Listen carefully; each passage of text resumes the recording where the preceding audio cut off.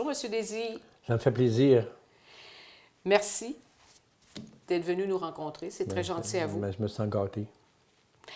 On vous définit, Monsieur Désy, comme un poète, un docteur, aussi un grand aventurier, un voyageur. Mais moi, j'ajouterais aussi un philosophe, puis un environnementaliste, sans oublier un professeur aussi à l'université.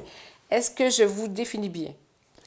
Oui, ben, ça me touche. Je suis un peu gêné même. Ça fait beaucoup de titres. Mais je vais ajouter ce dont je me rends compte depuis quelques années seulement. À cause de mon rapport aux jeunes qui ont 20 ans, parce que quand je dis jeunes, moi je viens de 70, ça me fatigue qu'ils aient 50 ans de plus jeunes que moi. Mais j'aime profondément être avec les flots qui ont 20, 21 ans. Puis je m'aperçois que tout ce que vous avez dit, c'est juste. J'enseigne, je pratique la médecine.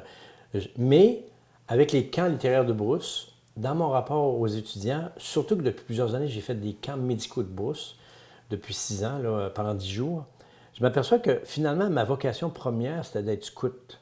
Ah, J'ai été chef scout quand j'avais 16 ans, j'ai été scout à partir de l'âge de 9 ans. Puis quand je fais des camps ces années-ci, puis quand je rencontre mes étudiants, c'est beaucoup plus des camps scouts qu'autre chose, même si c'est pas officiellement scout. Puis il y a toute une spiritualité obligatoire autour de la vie scout. oui. Je scoute toujours.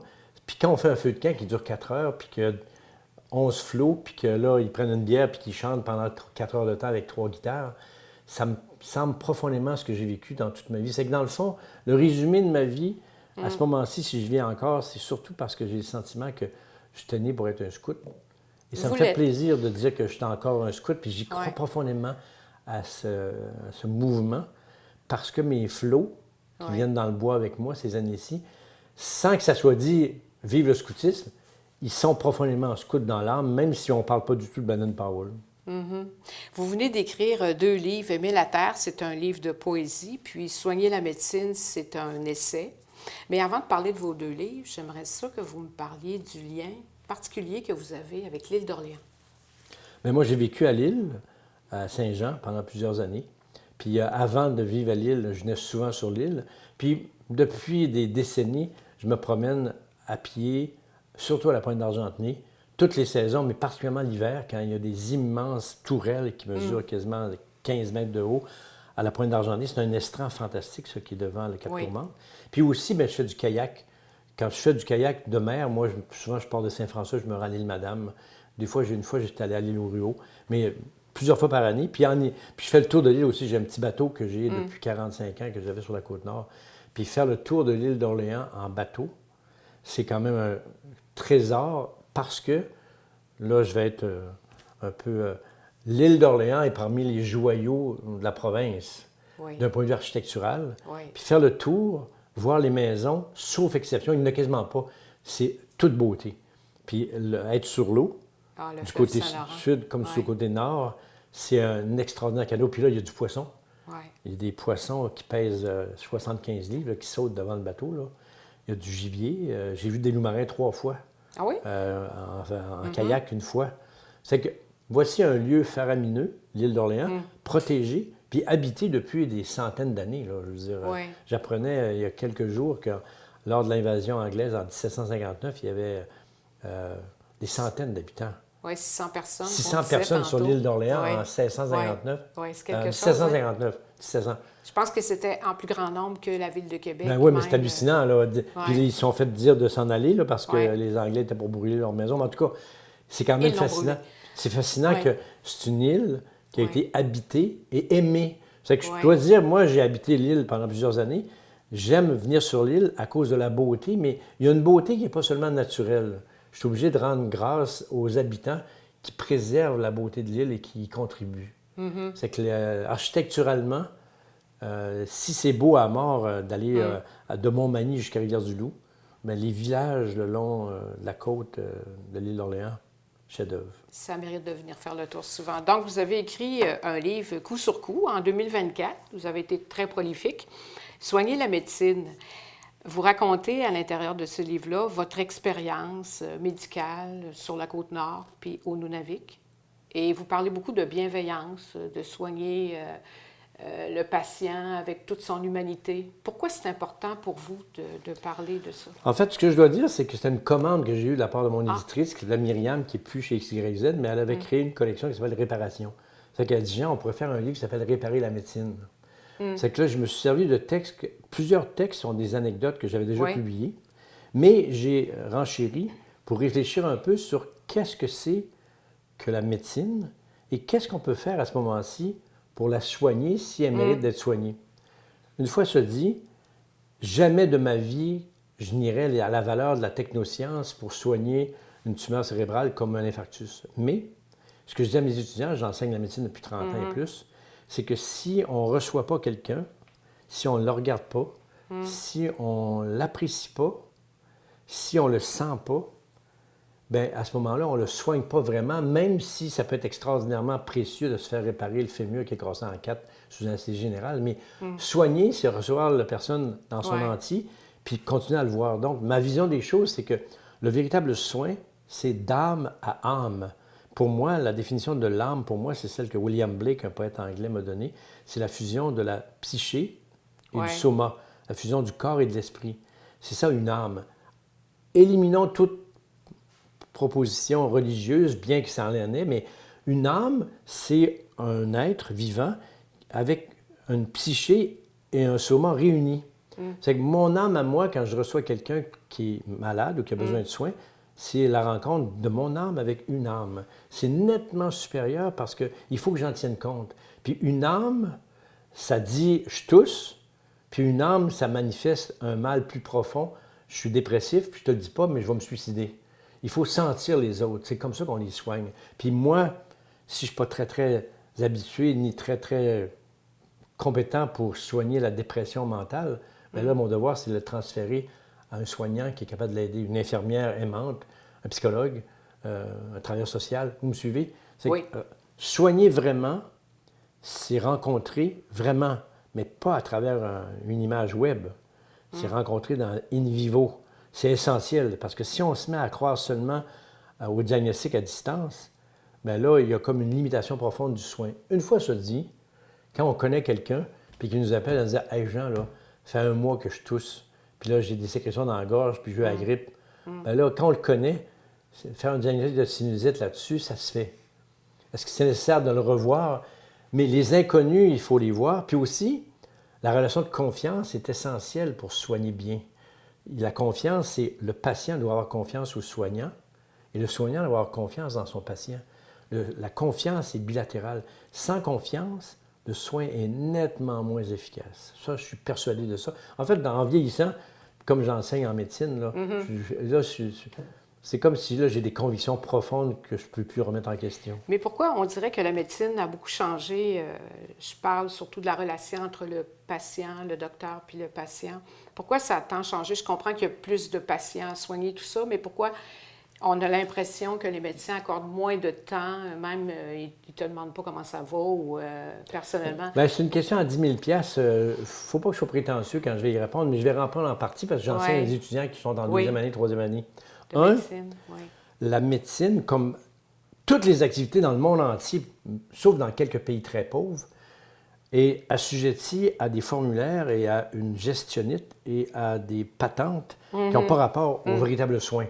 C'est vrai. S'il vous plaît, ne me demandez pas d'aller fouiller dans le dossier antérieur d'un patient qui a 77 ans pour savoir s'il est opéré en 1946. Ça ne m'intéresse pas quand il vient parce qu'il a mal à une oreille. Je caricature un petit peu, là. 2, donc, il y a eu un temps infini qui est perdu en papier chez les soignants, pas juste les médecins, les infirmières cliniciennes, les travailleurs sociaux, les psychologues. Donc, on s'appelle, les amis, quand on rencontre un malade, on le soigne, mais on laisse tomber le papier. Puis si vous voulez absolument remplir des papiers, engagez une fille de 17 ans là, qui est au cégep, puis demandez-lui de remplir vos papiers. 2, je pense que le monde du web, de la distanciation, des réseaux sociaux, sans qu'on soit in vivo, augmente cette possibilité apparente qu'on peut rencontrer sans voir. Mais ça, c'est une fabulation dangereuse à mort. Mais une fois se dit, moi, à tous les jours, je reçois 30, 40, 50 messages, là, mes étudiants, pour les cours, pour les rencontres. Mais c'est pas là que se fait la vraie vie. C'est pour ça que quand là, j'ai passé, ce soir, je vais donner un cours avec 2 groupes d'étudiants, 10 étudiants en classe. Ouais. Des flots de 21 ans là, qui sont en 2e année de médecine. Ils sont là. Je regrette, là. On ne fera pas ça par Zoom. Puis la COVID a été un moment dramatique où on a pensé que le Zoom pourrait remplacer les rencontres. Puis en même temps, il y a du fric, il y a des ultra-capitalistes qui misent sur cette espèce de machine. Grosso modo, la médecine a de la misère parce qu'elle commence... Bien, on est dans une période où je pense que les soignants ont cessé de croire à la nécessité de rencontrer. Mais rencontrer quelqu'un, là, quand on est à l'urgence, là, puis qu'on voit une madame avec son fils de 5 ans qui a mal à l'oreille, là, combien de temps ça prend de la rencontrer? 4 secondes? Oui, on la regarde, on lui serre la main, puis là, elle dit, mon fils a mal à l'oreille droite. Madame, vous avez attendu 5 minutes à l'urgence?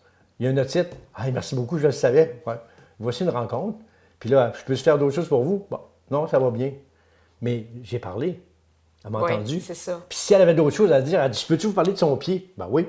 Madame, ça fait juste une minute que vous êtes là. Parlez-moi de ce que vous voudrez, mais c'est ça la rencontre. Mais si on cesse de croire à la rencontre, si on croit seulement à la machine, bien, il y a une robotisation qui existe chez les soignants, pas juste les médecins, tous les soignants, qui font que, dans le fond, on peut tout faire ça par téléphone. Ah ben, en fait, l'ordinateur va faire ça. Écrivez-moi, puis je vais vous réécrire le soir. Hey, sérieux, là, faut... Ouais. Moi, comme vieux médecin, mais même à 20... Mes étudiants qui ont 22 ans, il faut qu'ils soient d'accord avec moi. C'est pas de même qu'on soigne le monde. Une fois se dit, c'est un outil. Puis une fois se dit, comme mes infirmières, moi, à l'urgence, je viens de faire 2 jours de garde là, aux Escoumins. Bien, les infirmières voient les patients en triage, ils me font une note tapée à la machine qui mesure 1 page. Ouais. Fascinant, là. Ils ont tout écrit ça. Ils ont pris une demi-heure avec le patient. Moi, quand je le vois, le patient, là, quand je l'ai vu 1 seconde et quart, là, mon diagnostic est déjà fait parce que c'est tout écrit. Ouais. Elle travaille pour moi. Pensez-vous que je vais écrire 2 pages et demie? Non. Non. Pensez-vous que je vais aller sur le web? Non. Je mets mon diagnostic. Puis là, le patient, s'il a besoin de me parler, il peut me parler tant qu'il voudra. Mais est-ce que c'est une attitude, l'humanisme? Est-ce que ça s'apprend dans les Bien, cours aussi? j'ai pas envie de... C'est évidemment humaniste. Ouais. Parce que si on est proche de l'être vivant, de Ouais. l'être humain, c'est humaniste. Mais est-ce que je suis plus humaniste qu'un autre? Moi, en fait, j'ai une extrême difficulté à tolérer que le monde de l'IA, de l'intelligence artificielle, le monde du robot et le monde de la machine prennent la place de tout ce qui est de l'ordre du soin. Puis là-dessus, j'ai une étudiante qui est remarquable, qui est poète, qui est psychiatre, Vanessa Lunzi. Je fais lire son essai qui s'appelle « Soigner aimer ». Elle a 40 ans, elle a 2 enfants. Puis elle dit bien, s'il y a une zone où la science, la technoscience est absolument inutile ou incapable de faire quoi que ce soit, c'est en psychiatrie. Ouais. Il y a des médicaments en psychiatrie pour soulager la psychose. Ouais. Mais il n'y a rien qui soigne les maladies psychiatriques graves. Voici une zone fascinante. Les détresses psychiques ne peuvent pas être soignées par la machine. Puis, c'est dangereux de remplir un formulaire. Oui. Réponds à ma question. C'est pour moi, tu es bipolaire. Non, non. Laissez-moi ça. prendre contact avec quelqu'un, parce que du monde qui ont l'air bipolaire qui ne le sont pas. Puis il y en a qui sont... Vous me suivez? Oui, oui. Un diagnostic, ça se fait... Puis Lévinas, le philosophe, là, un diagnostic, ça se fait en regardant les yeux. Oui. Je veux dire, ben, si on ne regarde pas les yeux, là, puis c'est totalement évident que les cliniciens de qualité font leur diagnostic en regardant le patient. Puis on regarde-tu pendant 3h15? Si moi, je vois une fille de 17 ans qui vient parce que je la regarde-tu pendant 3 heures? Non, 1 seconde et demie. Mais j'ai regardé, par exemple. Exactement. L'attention que vous lui portez fait toute la différence. Bien, la moitié des traitements appliqués, quand quelqu'un fait, mettons, une pneumonie, une fois qu'on l'a mis en confiance, le patient dit « C'est drôle, je me sens mieux. » Oui, c'est Ben vrai. oui, mais c'est quoi ça, cette affaire-là? Il se sent mieux parce qu'il dit « Pour moi, il va me donner quelque chose qui va m'aider. » Oui, c'est ça. Mais c'est fou, ça. Mais les mères de famille, là, face à leur petit garçon de 6 ans, là, ils font ça aussi. Je veux dire, soigner, c'est pas juste une affaire de spécialiste, là, où il faut que tu gagnes 800 000 par jour. C'est là. l'attention portée à l'autre. Ben aussi. voyons, c'est Exactement. fondamental dans toute forme de soin. Ouais. Je disais que moi, j'ai un ami mécanicien avec qui j'ai fait le tour du Québec là, en skidoo. Ouais. Mais c'est un mécanicien remarquable. Ouais. Puis quand on va le voir avec notre auto qui fait... Ben, il nous écoute. Pas 3h15, mais il nous écoute. Oui, c'est Il dit, ça. ouais, Jean, on va regarder, il va te rappeler. Puis on se sent rassuré. Bien là, au lieu de charger 1 500 parce qu'il dit, j'ai changé ton moteur, il dit, moi, d'après moi, là, si on changeait cette pièce-là, mais ça te coûterait 125 $, es-tu d'accord? En fait, entre un bon mécanicien clinicien puis un bon docteur clinicien, il n'y a pas de différence. Mais le mécanicien, il répare le char. Puis l'orthopédiste, il répare un tibia. Il écoute son client. Puis il est moi, attentif ben, à comme ses besoins. omnipraticien, des fois, quand Ouais. je fais un diagnostic d'otite, Ouais. J'aimerais ça vous avoir comme médecin. Vous êtes fine. En tout cas, non, c'est vrai, je le pense. Dans un autre registre, vous êtes aussi poète. Vous considérez-vous plus poète que médecin ou professeur, vous comme personne? En fait, je pense que c'est des tâches qui peuvent être associables, Oui. mais évidemment, si quelqu'un arrive en choc parce qu'il fait une hypoglycémie majeure et est en train de mourir, je ne suis pas certain que la lecture d'un poème de Rimbaud va changer grand-chose à sa vie. Je caricature un peu, mais pendant des années, il y a 20 ans, quand je donnais des cours de littérature, je me disais, qu'est-ce que ça ferait de lire un beau poème de Verlaine ou bien de Émile Nelligan? Regarde, quand tu te meurs en détresse respiratoire, ça ne te tente pas d'écouter de la musique classique, là. Ça s'appelle « Insume-moi, s'il vous plaît, parce que je vais mourir ». Une fois ça dit, la poéticité est plus importante que le poème. L'état poétique, c'est cette espèce d'état qui fait en sorte que sensiblement, on reçoit l'autre, comme on reçoit son univers, avec poésie. Mais c'est pas nécessaire d'écrire des poèmes. Mais évidemment, il y a moi, beaucoup de mes amis, la majorité de mes amis sont des artistes, des musiciens, des peintres, des poètes. Mais c'est très beau, c'est magnifique ce que vous C'est écrivez. fine, mais la poéticité, l'état de poésie est fondamental si on accepte de rencontrer l'autre. Est-ce qu'on le soigne vraiment? Est-ce que ça soigne quelqu'un d'aller assister à une soirée de poésie ou de voir un bon film? Là, c'est une grande, grande question. Mais je pense, moi, que oser croire que la seule science rationaliste et logique issue des Lumières peut tout soigner, c'est idiot. L'art n'est pas moins important que la science dans la psyché des humains pour aller mieux. C'est pour ça qu'il faut que les humains... Ils ne sont pas obligés d'aller voir tout le temps l'Orchestre symphonique de Québec, là. Ils peuvent aller voir un groupe rock, là, mais la musique est essentielle dans la stabilité psychique. C'est qu'en ce sens-là, je dirais que qu'est-ce qui est le plus important? J'aime profondément, moi, l'univers des poètes. Puis, quand j'écris de la poésie, j'espère vendre quelques livres, mais je donne des shows de poésie avec 3 amis musiciens depuis 10 ans. Songe nomade, 3-4 fois par année sur scène. Puis là, ben, quelle joie folle que j'éprouve à donner de la poésie sur scène. Puis là, accompagné par un guitariste. Ben oui, puis avec un accordéoniste. Puis j'ai une amie chanteuse, Julie Rousseau, qui a 35 ans, mais je pense qu'elle est meilleure que Céline, là. En tout cas, je dis... tout dépendant des goûts, mais c'est vrai. Étonné que je fasse son panégyrique, là, mais... Donc, la poésie me permet de vivre heureux. Soigner, c'est fatigant. Puis il y a des gens qui sont plus naturellement faits pour toujours soigner. Il y a des infirmières que j'ai connues qui sont des êtres soignants par nature. Par définition, ils aiment rencontrer et soigner. Moi, je m'aperçois que j'ai été excellent pour faire des diagnostics depuis 45 ans dans le Nord, là.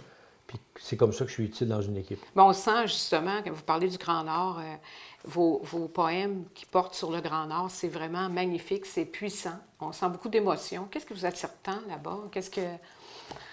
En fait, ça a l'air à vous inspirer beaucoup. J'ai vécu un moment mystique, j'ose le dire, le 2 janvier 1990, le jour où je me suis posé pour la première fois en avion, dans la toundra à Pauvre-Nituk. Et pendant quelques minutes, dans la toundra, il n'y a pas un arbre, là.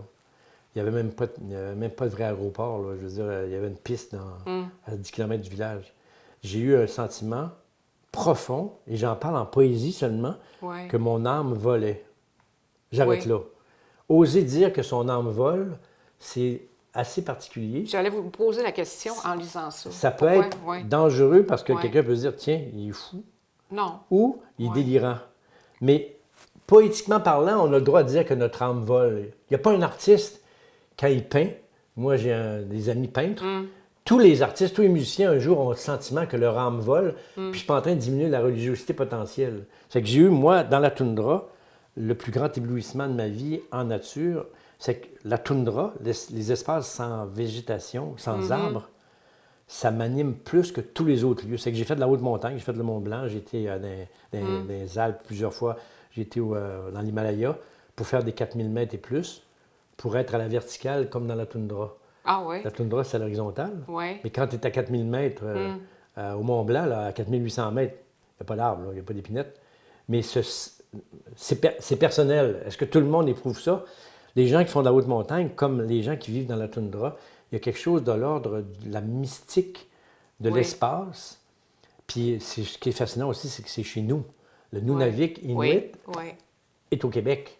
C'est 30 du territoire. C'est que, puis en même temps, il faut y aller en avion, là, mais c'est un cadeau. C'est que là, c'est certain que poétiquement parlant, ça m'a stimulé plus que beaucoup. Comme moi, j'ai jamais parlé du centre-ville de Montréal dans mes poèmes, je ne serais jamais capable. Mais vous parlez toutefois de l'intelligence artificielle, là, tout ce que ça a comme répercussion chez l'humain. Je trouve ça intéressant. Il y en a un, là, j'ai aimé, je me souviens pas c'est quoi le titre exactement. Ouais. Si vous en parlez, là, qu'est-ce que Ça ça commence va à me causer? préoccuper beaucoup.